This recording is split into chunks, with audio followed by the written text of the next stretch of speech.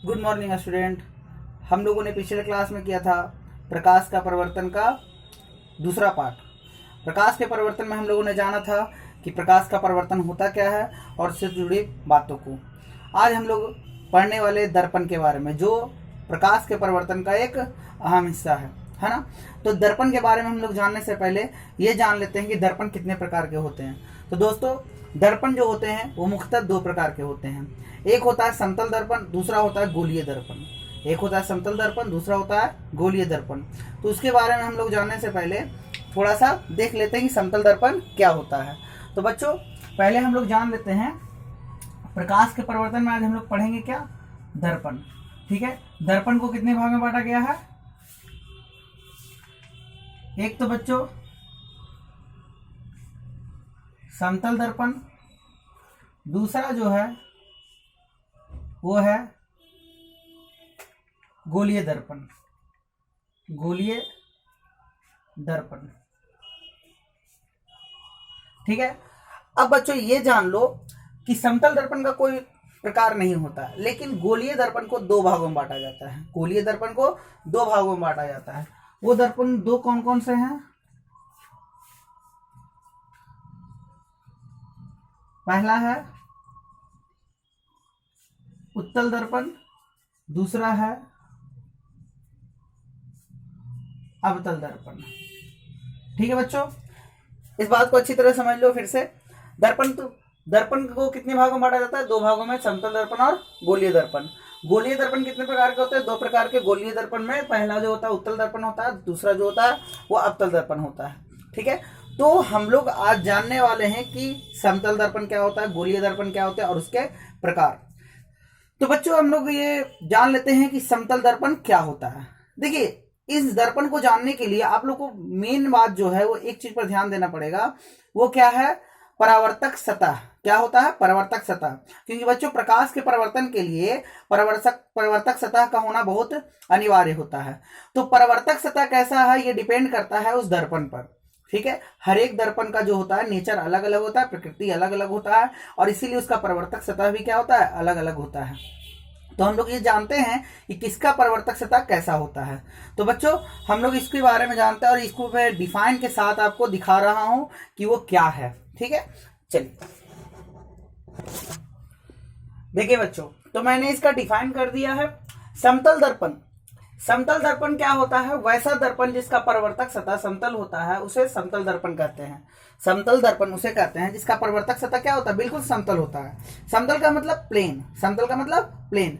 आप जो घर में आईना देखते हो वो क्या होता है? समतल दर्पण होता है। क्या होता है बच्चों? समतल दर्पण होता है। समतल दर्पण की कुछ कुछ विशेषताएं भी होती है जो मैंने यहाँ पर दर्शाया है। ठीक है, अब देख लो कि समतल दर्पण की विशेषताएं क्या होती है। समतल दर्पण में बना प्रतिबिंब वस्तु के बराबर होता है। अब बताओ, आप खुद बताओ कि आप जब अपने चेहरे को आईने में देखते हो तो जितना बड़ा आपका चेहरा है, जितने आकार का है, तो क्या उतना बड़ा आकार नहीं दिखता है? अगर मैं ये पेन को अगर मैं आईने में देखूं तो जितना इसका आकार है उतना ही उसमें दिखेगा। ना मोटा, ना पतला, ना लंबा, ना छोटा, है ना। जितना इसका आकार है उतना ही दिखेगा। ठीक है, तो समतल दर्पण की एक खासियत क्या होती है, एक विशेषता क्या होता है कि समतल दर्पण में बना प्रतिबिंब जो होता है वो वस्तु के बराबर होता है ना। ठीक है, अब देखिए, समतल दर्पण में बना प्रतिबिंब पार्श्विक रूप से उल्टा होता है। पार्श्विक रूप से उल्टा होने का मतलब आपको दायां का बायां और बायां का दायां प्रतीत होता है ना। अगर हम लोग आईने के सामने खड़ा होते हैं, ठीक है, तो हमारा चेहरा जो है वो दायां हिस्सा बाएं की तरफ और बायां हिस्सा दाएं की तरफ प्रतीत होता है। उल्टा कहने का मतलब ये जैसे कि उल्टा ऐसा नहीं है ना। ये क्या होता है कि दायां का बायां और बायां का दायां, जो मेरे लिए इसका दायां होगा वो वहां से बायां दिखेगा, है ना। तो बच्चों, ये होता है इसका दूसरा विशेषता कि समतल दर्पण में बना प्रतिबिंब पार्श्विक रूप से उल्टा होता है। तीसरा जो है, समतल दर्पण में बना प्रतिबिंब दर्पण के उतना ही पीछे बनता है जितना वस्तु दर्पण के आगे होता है ना। मतलब कि जितना हम लोग दर्पण से दूर खड़े होंगे, जितना हम लोग दर्पण से दूर खड़े होंगे, हमारा प्रतिबिंब भी दर्पण के उतना ही दूर बनेगा। ठीक है, अगर मैं दर्पण से 5 सेंटीमीटर आगे हूं तो मेरा दर्पण भी 5 सेंटीमीटर, मतलब प्रतिबिंब भी जो है 5 सेंटीमीटर अंदर की ओर बनेगा। अगर मैं 1 मीटर पीछे हो जाऊं तो मेरा प्रतिबिंब भी क्या 1 मीटर पीछे बनेगा। तो इस तरह से बच्चों ये जान लीजिए कि कोई भी दर्पण का जो मतलब कि समतल दर्पण में जो बना प्रतिबिंब होता है उसकी दूरी जो है वो वस्तु की दर्पण से दूरी के बराबर होती है ना। और चौथा विशेषता क्या है कि समतल दर्पण में बना प्रतिबिंब आभासी होता है। ठीक है, आभासी कहने का मतलब होता है कि हम उसे पर्दे पर नहीं प्राप्त कर सकते। जैसे आप सिनेमा हॉल में देखते हो कि आप जो देखते हो चित्र वो एक तरह का मतलब वो भी एक प्रतिबिंब है, लेकिन वो कैसा प्रतिबिंब है, वास्तविक प्रतिबिंब है। कैसा प्रतिबिंब है, वास्तविक प्रतिबिंब है। लेकिन जो हमारा चेहरा दिखता है वो क्या होता है, आभासी प्रतिबिंब होता है। क्या होता है बच्चों, आभासी प्रतिबिंब होता है। तो ये हम लोग जान लिए कि समतल दर्पण क्या होता है और समतल दर्पण की विशेषताएं क्या होती है। अब हमारा दूसरा जो पढ़ना है वो क्या है बच्चों, गोलीय दर्पण पढ़ना है। क्या पढ़ना है, गोलीय दर्पण पढ़ना है। और गोलीय दर्पण के बारे में हम लोग को जानने के लिए इसे इरेज करना पड़ेगा। तो देख लीजिए और बच्चों इसके एक नजर देख लीजिए। मैं फिर से दोहरा देता हूँ कि समतल दर्पण क्या होता है, वैसा दर्पण जिसका प्रवर्तक सतह समतल होता है उसे समतल दर्पण कहते हैं। और ये चार उसकी विशेषताएं होती है। अब हम लोग चलते हैं गोलीय दर्पण की ओर, है ना। देख लीजिए बच्चों, चलिए बच्चों तो हम लोग देखते हैं गोलीय दर्पण क्या होता है। तो गोलीय दर्पण को समझने के लिए आपको इस चित्र को जो मैं बनाने जा रहा हूं इसे ध्यान से देखना पड़ेगा, है ना। चलिए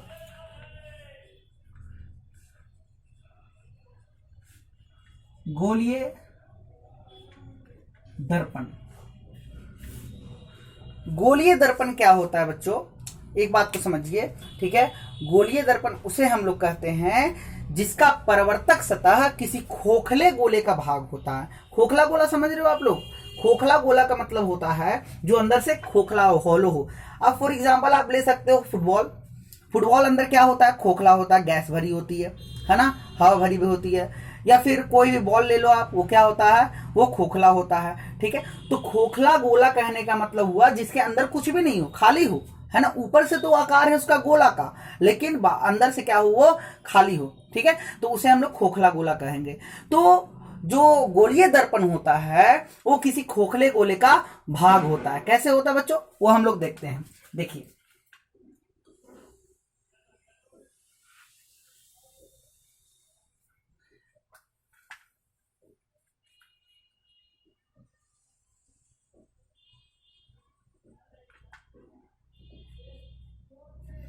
देखिए बच्चों, यहां पर मैंने एक गोला बनाया है। ठीक है, अब इसमें क्या होता है, कोई भी गोलाकार चीज होती है तो उसका एक केंद्र होता है, उसका एक केंद्र होता है। तो यहां पर भी एक केंद्र है, यहां पर भी एक केंद्र है। ठीक है, अब इस केंद्र पर आप जो देख रहे हो, अब देखिए यहां पर मैं कुछ कर रहा हूं, इससे आप परिचित होंगे क्योंकि जब मैं प्रकाश का परिवर्तन पढ़ा रहा था तो इसके बारे में मैंने बताया था। इसका मतलब होता है कि ये रंगा हुआ है, कलय किया हुआ है ना बच्चों। मैंने बताया था ना कि इसका मतलब क्या होता है कि ये कलय किया हुआ, रंगा हुआ। ठीक है, और इधर मैंने इस तरह से रंग दिया।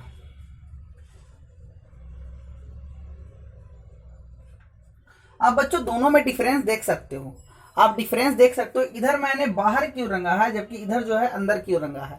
मतलब हमारा चेहरा अगर इसमें देखा जाए तो हमारा चेहरा अंदर की ओर दिखेगा, और इसमें अगर चेहरा देखा जाए तो इसमें हमारा चेहरा जो है बाहर की ओर दिखेगा।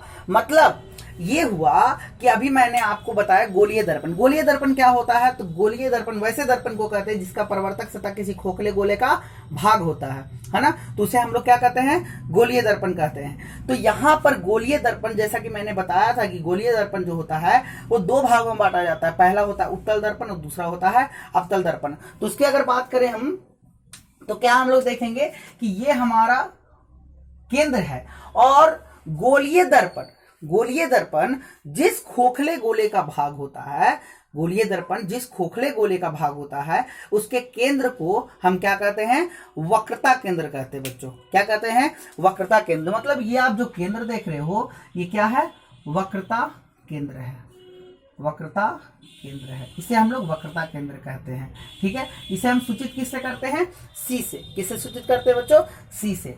अब इसके बाद देखो, अब आप लोग तो इतने समझदार हो कि वक्रता केंद्र से किसी भी गोले के एक बिंदु पर मिलाई गई रेखा जो होगी वो क्या होगी, वो क्या होगी, वो रेखा जो होगी वक्रता त्रिज्या होगी। क्या होगी बच्चों, वक्रता त्रिज्या।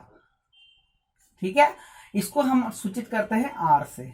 क्या चीज से सूचित करते हैं, आर से। ठीक है, समझिएगा बच्चों अच्छी तरह से। अब आप देख रहे हो यहाँ पर भी एक बिंदु है, यहाँ पर एक बिंदु है जिसे हम कहते हैं ध्रुव। क्या कहते हैं? ध्रुव। ठीक है, ध्रुव जो होता है वो क्या होता है? गोलीय दर्पण के मध्य बिंदु को ध्रुव कहते हैं। गोलीय दर्पण के मध्य बिंदु को ध्रुव कहते हैं। तो दर्पण तो हमारा यही है, इसका मध्य बिंदु ये है, इसे हम लोग क्या कहते हैं? ध्रुव कहते हैं। ध्रुव, है ना, जिसको सूचित किया जाता है पी से। P for pole, P for pole. Pole का मतलब होता है ध्रुव और इसीलिए इसको सूचित किया जाता है पी से। ठीक है, चलिए आगे देखते हैं बच्चों।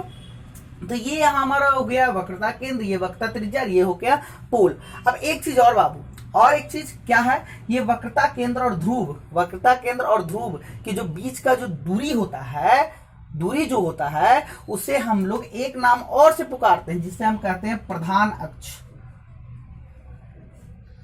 प्रधान अक्ष, जिसे हम लोग मुख्य अक्ष भी कहते हैं, मुख्य अक्ष भी कहते हैं।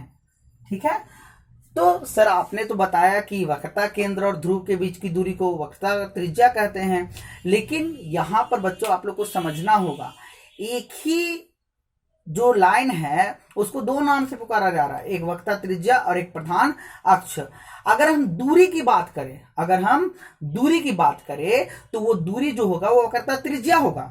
जो वक्रता केंद्र और ध्रुव के बीच की दूरी होगी वो वक्रता त्रिज्या होगी। लेकिन अगर रेखा की बात करें, क्योंकि इन दोनों को मिलाने वाली एक रेखा ही है, तो इस रेखा को हम क्या कहते हैं? प्रधान अक्ष या मुख्य अक्ष कहते हैं। क्या कहते हैं? प्रधान अक्ष या मुख्य अक्ष कहते हैं। ठीक है, तो बच्चों आप इस फिगर को अच्छी तरह से देख लो, क्या क्या मैंने लिखा है। तो ये जो होता है वक्रता त्रिज्या हो गया, ये वक्रता केंद्र हो गया, इसको सूचित करते हैं सी से, इसे सूचित करते हैं पी से जो ध्रुव है, और ये जो हो गया प्रधान अक्ष जिसको हम लोग मुख्य अक्ष भी कहते हैं, है ना। चलिए, तो इसके बाद जो है हम लोग बारी बारी से सभी बिंदुओं को परिभाषित करेंगे। देखिए बच्चों, मैं बार बार आपको बता रहा हूं कि बहुत आराम से पढ़ना, अच्छी तरह से पढ़ना है। मैं आपको कुछ कुछ समय भी देता हूं बीच में, ताकि आप उसको अच्छी तरह से याद कर सको।